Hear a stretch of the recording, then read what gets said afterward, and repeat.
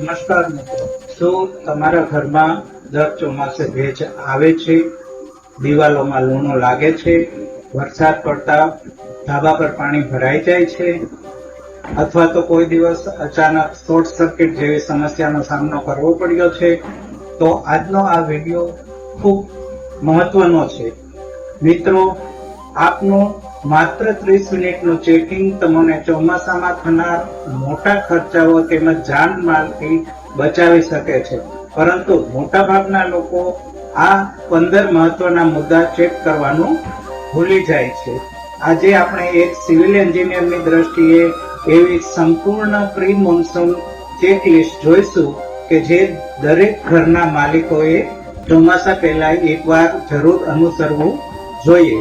જો તમે ચોમાસાના આગમન પહેલા કેટલીક નાની નાની બાબતોનું ધ્યાન રાખો તો તમે તમારા ઘરને મજબૂત અને લાંબુ આયુષ્ય આપી શકો છો. મિત્રો, હું હરેન્દ્ર ચુડાસમા, એક સિવિલ એન્જિનિયર.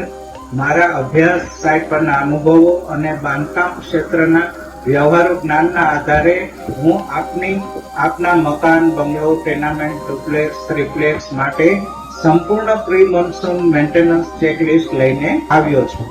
આ વિડીયો અંત સુધી જરૂરથી જોતા રહેજો, કારણ કે અંતમાં હું એવી કેટલીક મહત્વની સલાહો પણ આપીશ કે જે તમારા ઘરને ચોમાસા સામે સુરક્ષિત રાખવામાં મદદરૂપ થશે. તો ચાલો શરૂઆત કરીએ. પ્રથમ ભાગમાં આપણે આઉટડોર મેન્ટેનન્સ એટલે કે ઘરની બહારની કામગીરીઓ વિશે જોઈશું. તે પૈકીની પહેલી કામગીરી છે ધાબાની સફાઈ. સૌથી પહેલા મકાનના જુદા જુદા લેવલે જેટલા ધાબા આવેલા હોય તેના ઉપરથી તમામ કચરો, પાંદડા, પ્લાસ્ટિક, કાગળ, માટી અને બિનજરૂરી સામાનો દૂર કરવા જોઈએ. કારણ કે ઘરોમાં વરસાદી પાણીની પાઇપો માત્ર કચરો ફસાઈ જવાથી જ બંધ થઈ જાય છે અને પરિણામે ધાબા ઉપર પાણી ભરાય છે. આ ભરાયેલું પાણી ધીમે ધીમે સ્લેબમાં ભેજ પેદા કરે છે. તેથી ચોમાસા પહેલા ધાબાની સંપૂર્ણ સફાઈ કરવી અનિવાર્ય છે. હવે ત્યારબાદ આપણે બીજો પોઈન્ટ વિચારીશું તો વોટરપ્રૂફિંગ અને તિરાડોનું નિરીક્ષણ. દાદરની કેબિન, પેરાપેટ વોલ, ટેરેસ અને બહારની દિવાલો પર પડેલી તિરાડો તપાસો. જો 5 mm થી મોટી તિરાડો હોય તો ક્રેકસીલ મટીરીયલથી ભરી દેવી. તેમજ જ્યાં અગાઉ ભેજ કે પાણી પડવાની સમસ્યા રહી હોય ત્યાં વોટરપ્રૂફ કેમિકલ અને વ્હાઇટ સિમેન્ટનું મિશ્રણ કરી કોટિંગ કરાવવું જરૂરી બની જાય છે. સમયસર કરાવેલા વોટરપ્રૂફિંગ તમારા મકાનની આવરદા વર્ષો સુધી વધારી શકે છે. હવે ત્યારબાદનો મુદ્દો છે વરસાદી પાણીની પાઇપો અને ડ્રેનેજને ચેક કરો.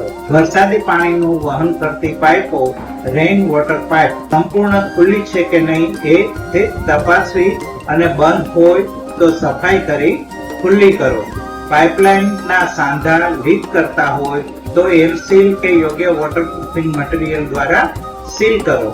તૂટેલી અને સડી ગયેલી પાઇપલાઇનો હોય તો એને તાત્કાલિક બદલાવી જરૂરી બને છે. બહારની દિવાલોનું નિરીક્ષણ. દિવાલોમાં તિરાડો, પ્લાસ્ટર ઉખડેલું હોય અથવા તો ભેજના નિશાન દેખાતા હોય તો તેને અવગણશો નહીં.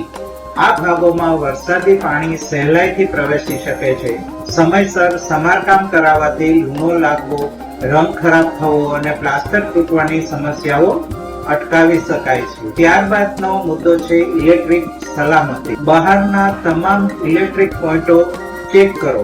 મેઇન સ્વિચ, મીટર બોક્સ અને બહારની લાઇટોમાં વરસાદી પાણી પ્રવેશતું નથી ને તેની ખાતરી કરો. ખુલ્લા વાયર હોય તો તરત જ તેને રિપેર કરાવો. જો શક્ય હોય તો ELCB અથવા તો RCCB ટ્રીપ સ્વિચ લગાડાવો. યાદ રાખો, સલામતી એ જ સાચી સુરક્ષા છે. ત્યારબાદ છે ઘર આસપાસની સફાઈ. વૃક્ષોની એવી ડાળીઓ કાપી નાખો કે જે છત અથવા બાજુમાંથી પસાર થતા વીજળીના વાયરો સાથે અથડાઈ શકે તેમ હોય. બગીચા અને ખુલ્લી જગ્યાના ડ્રેનેજ પોઈન્ટ પણ સાફ કરો.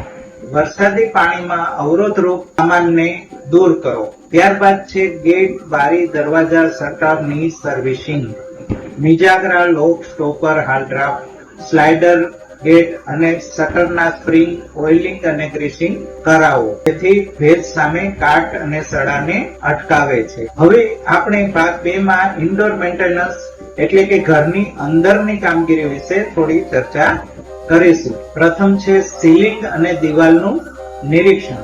અંદરની છત અને દિવાલોમાં ભેજ, પાણીના ડાઘ કે જૂના લીકેજના નિશાન હોય તો તેની નોંધ કરો અને આ સમસ્યાનો કાયમી ઉકેલ મોટે ભાગે બહારની સાઈડથી ટ્રીટમેન્ટ આપવાથી થતો હોય છે. ત્યારબાદ છે બારી દરવાજાની તપાસ.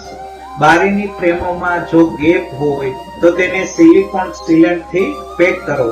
તૂટેલા કાચને બદલાવો. મિજાગરા અને લોકમાં ઓઇલિંગ કરો. ત્યારબાદ છે વીજળીના બોર્ડ અને વાયરિંગ ચેક કરો. જૂનું વાયરિંગ હોય તો નિષ્ણાત ઇલેક્ટ્રિશિયન દ્વારા તપાસ કરાવો. અર્થિંગ યોગ્ય છે કે નહીં તે ચેક કરાવી લેવું. ડેમેજ થયેલા સ્વિચ અને બોર્ડ તાત્કાલિક બદલી લેવા. ત્યારબાદનો મુદ્દો છે લાકડાના ફર્નિચરની સુરક્ષા. ફર્નિચરને બહાર ભેજ આવતી દિવાલોથી થોડું દૂર રાખો. તેમજ જરૂર હોય તો પોલિશ અને પ્રોટેક્ટિવ કોટિંગ જરૂરથી કરાવો. ત્યારબાદ છે એક્ઝોસ્ટ ફેન અને વેન્ટિલેશન. રસોડા અને બાથરૂમના એક્ઝોસ્ટ ફેન સાફ કરાવો. વેન્ટિલેશન ઘરમાં ભેજ આવતો અટકાવે છે. ત્યારબાદ છે ગલી ટ્રેપ અને ગટરની સફાઈ. બધી ગલી ટ્રેપો અને ફ્લોર ટ્રેપો સાફ કરો. તૂટેલી જાળીઓ હોય તો તેને બદલી નાખો. ડ્રેઇન ક્લીનિંગ પાવડરના ઉપયોગ દ્વારા ગંદકી દૂર કરો. હવે જોઈશું ઓટીએસ એટલે ઓપન ટુ સ્કાય વિસ્તારનું નિરીક્ષણ. ઘરમાં રહેલા ઓટીએસોમાં રહેલી પાઇપો અને ટ્રેપ ચેક કરો. પ્લાસ્ટિક, કાગળ, પુઠ્ઠા કે અન્ય સામાન ત્યાં સંગ્રહિત ન રાખો. આ વસ્તુઓ વરસાદ દરમિયાન પાઇપલાઇનને બ્લોકેજ કરી શકે છે. હવે જોઈશું વધારાના મહત્વના ચેકલિસ્ટો. પાણીની ટાંકીનું ઢાંકણ બરાબર બંધ છે કે નહીં તે તપાસી લેવું. સોલાર, વોટર હીટર અને સોલાર પેનલના ફિક્સિંગ ચેક કરો. એસી, આઉટડોર યુનિટના સ્ટેન્ડમાં કાટ લાગ્યો નથી ને તેની ખાતરી કરો. સીસીટીવી કેમેરા અને વાઈફાઈ કેબલનું નિરીક્ષણ કરો. છત ઉપરની જાળી અને રેલિંગ મજબૂત છે કે નહીં તે ચેક કરો. ચોમાસા દરમિયાન ધ્યાનમાં રાખવાની બાબતો જોઈએ તો ઇલેક્ટ્રિકની કામગીરી હંમેશા નિષ્ણાત ઇલેક્ટ્રિશિયન પાસે જ કરાવવી. સારી ગુણવત્તાવાળા વોટરપ્રૂફિંગ કેમિકલ અને સિમેન્ટનો ઉપયોગ કરો. વરસાદી પાણીની પાઇપોમાં જાળી જરૂરથી લગાવો. સમયસરનું મેન્ટેનન્સ તમારા હજારો રૂપિયાનું નુકસાન બચાવી શકે છે. મિત્રો, દિવાલો અને સ્લેબમાં આવતા ભેજ કે પાણી પડવાની તકલીફ દૂર કરવાના વિષય ઉપર નો મારો અગાઉ મૂકેલો વિડીયો જરૂરથી જોજો.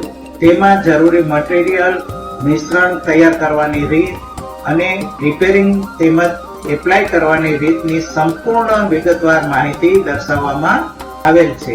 આ વિડીયોની લિંક ડિસ્ક્રિપ્શનમાં આપેલી છે. મિત્રો, ચોમાસું શરૂ થાય એ પહેલા આ તમામ કામગીરી પૂર્ણ કરાવી લેવાથી તમારા ઘરની સુરક્ષા વધશે, મકાનની આવરતા લાંબી થશે અને ભવિષ્યમાં થનાર મોટા ખર્ચાઓથી બચી શકશો. હવે કોમેન્ટમાં જરૂરથી જણાવશો કે તમારા ઘરમાં સૌથી વધુ કઈ સમસ્યા આવે છે. ભેજ, પાણી પડવું, ગટર ચોકઅપ કે શોર્ટ સર્કિટ. તમારો અનુભવ બીજા દર્શકો માટે પણ ઉપયોગી બની શકે છે. જો આપને આજની માહિતી ઉપયોગી લાગી હોય તો વિડીયોને લાઈક કરો, શેર કરો અને ચેનલ બિલ્ડિંગ પ્લાનિંગ આઈડિયાને સબસ્ક્રાઇબ કરવાનું ભૂલશો નહીં. આપનો એક સબસ્ક્રાઇબ અમને આવી ઉપયોગી માહિતીઓ આપવાની પ્રેરણા આપે છે. ફરી મળીએ નવી માહિતીસભર વિડીયો સાથે. ધન્યવાદ.